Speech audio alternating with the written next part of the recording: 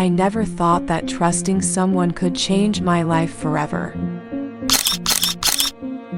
But that was before I met Mike, my ex. He was charming, charismatic, and caring. At least, that's what I thought at first.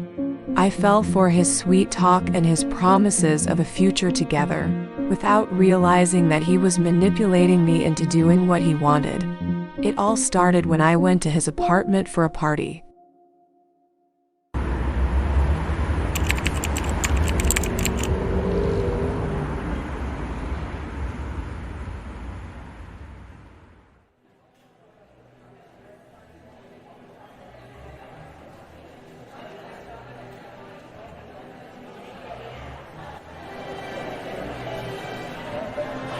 I remember the music was loud, the booze flowed, and everyone had a great time.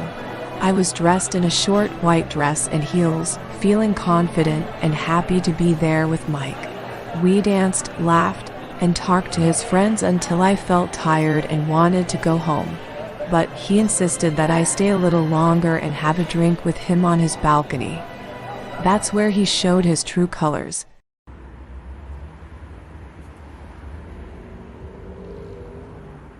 Mike's voice was low and serious when he said this. Sarah, I love you. I want to be with you. But to make this work, you have to do something for me. I froze. I didn't know what he meant but sensed that it wasn't anything good. What do you mean? I asked, trying to stay calm. I need you to help me transport some items for my business. Please, Sarah, I trust you to do this for me. I'll pay you, and it's only for this one time. He pleaded, holding my hand tightly. I looked into his eyes, and I could see nothing but sincerity and desperation. I hesitated for a moment, thinking about the possible consequences of my actions. On one hand, I wanted to help him and show him the love I have for him. But on the other hand, I didn't want to get involved in something that could get me into trouble. I took a deep breath, looked him in the eye, and said, "Okay, Mike, I'll do it. But please promise me that it won't put me in danger or have me doing anything illegal." He hugged me fiercely, thanking me for my trust and loyalty.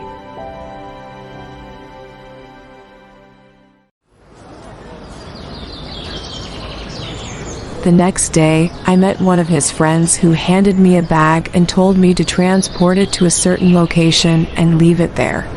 I didn't think much of it, thinking it was just a simple delivery.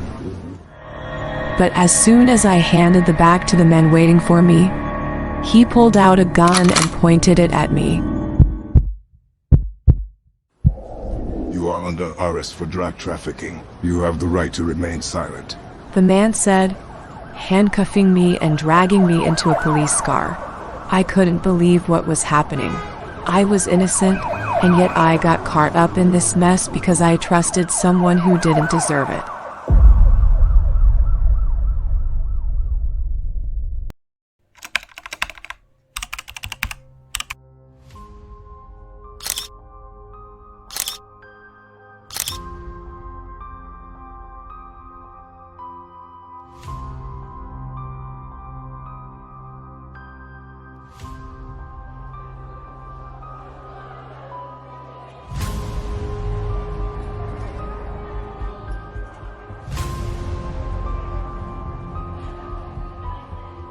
I spent 6 months in jail, trying to prove my innocence and get out of this situation.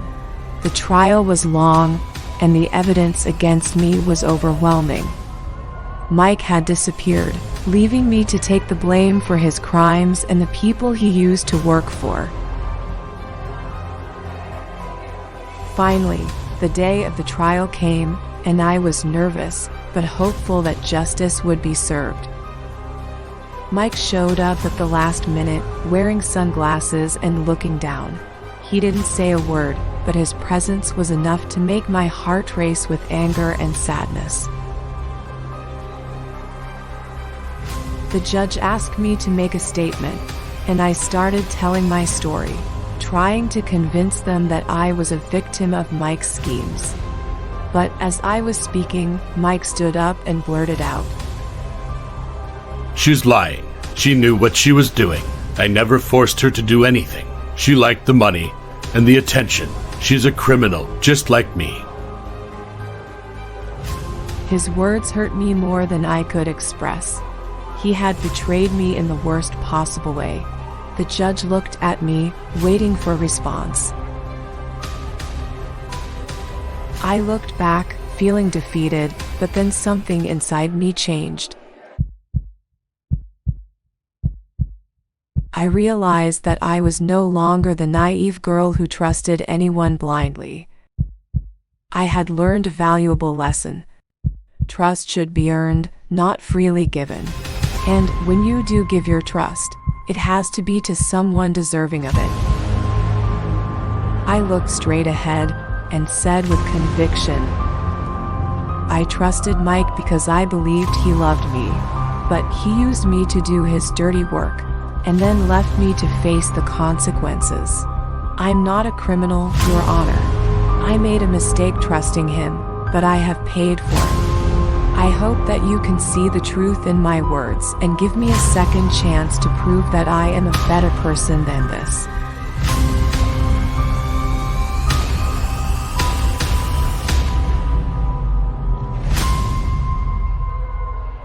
The judge listened to both sides, weighed the evidence, and finally made his decision. He cleared me of all charges, acknowledging that I was a victim and not a criminal. I felt relieved and free once again, but also humbled and wiser. As I walked out of the courthouse, I saw Mike again, looking at me with regret and sadness. But this time, I didn't feel any pity or mercy for him.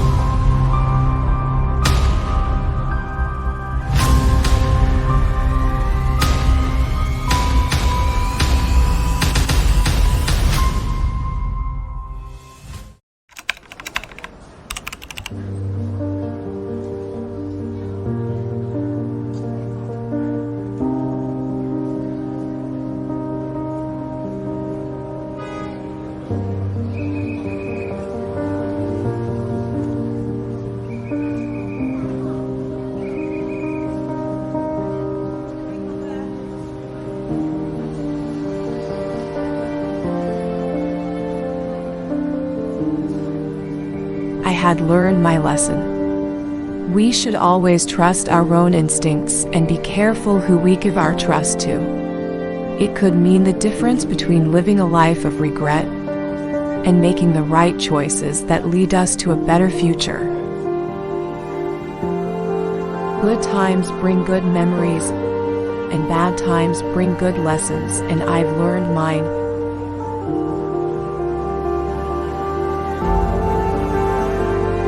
Thanks for watching, and I hope you enjoyed the story I shared today.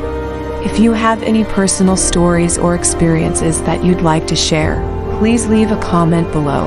Remember, everyone has a unique story to tell, and sometimes the most powerful stories are the ones that we're too afraid to share.